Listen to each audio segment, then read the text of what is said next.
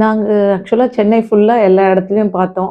இந்த பக்கம் பாடி சைடு, இந்த பக்கம் புருஷோவாக்கம் சைடு, அயனாவரம் சைடு, அப்புறம் வேளச்சேரி சைடு எல்லா இடத்துலயும் பார்த்துக்கிட்டே வந்தோம். சடனா ஒரு நாள் மேடவாக்கம் சைடு ஒரு விசிட் வந்திருந்தோம். அப்போ பார்த்ததுல மற்ற இடத்துல எல்லாம் வந்து பிரிக்ஸ்ன்னு பார்க்கும்போது எல்லாமே ஏஏசி பிரிக்ஸா இருக்கு. இங்க ஏன் இவரது ஏன் எனக்கு பிடிச்சிருந்ததுன்னா இங்க வந்து red BRICS first point. Red BRICS எனக்கு அது ரொம்ப பிடிச்சிருந்தது. பிளஸ் கம்யூனிட்டி வந்து பெரிய கம்யூனிட்டி இல்ல, மாடரேட் 40 வீடு. ஸோ அது ரெண்டாவது எனக்கு பிடிச்சிருந்தது. மூணாவது எனக்கு அந்த பில்டு குவாலிட்டின்னு சொல்றேன் இல்லையா, அந்த குவாலிட்டி பிடிச்சிருந்தது. இப்போ தூணெல்லாம் பார்த்தோம்னா கொஞ்சம் நல்லா பெருசா இருந்தது. மற்ற பில்டர்ஸ் பார்க்கும்போது கொஞ்சம் நார்மலா இருந்தது. நான் ஒரு 2-3 பில்டிங்ஸ் பார்த்திருக்கேன் பல்லாவரத்துல. நம்ம ஹெச்பி ஹோம்ஸ் பார்த்திருக்கேன். எல்லா ஹோம்ஸ் பார்த்ததுல எனக்கு இது கொஞ்சம் பிடிச்சிருந்தது. நவீன்ஸ் பார்த்தேன். கம்பேரிட்டிவ்லி பார்க்கும்போது காஸ்ட் நமக்கு கொஞ்சம் ஜாஸ்தி ஆகுது. நிறைய பில்டிங்ஸ் பார்த்தோம். எல்லாத்தையும் கம்பேர் பண்ணி பார்க்கும்போது இது எங்களுக்கு பெட்டர் ஆப்ஷனா ஃபீல் ஆச்சு. மோரோவர் எங்களுக்கு இந்த மேடவாக்கம்ன்றது க்ரோயிங் ஏரியான்னு ஃப்ரெண்ட்ஸ் எல்லாம் சஜஸ்ட் பண்ணதுனால நாங்க அயனாவரத்துல இருந்து இங்க ஷிஃப்ட் ஆகி வந்துட்டோம். ஸோ எங்களுக்கு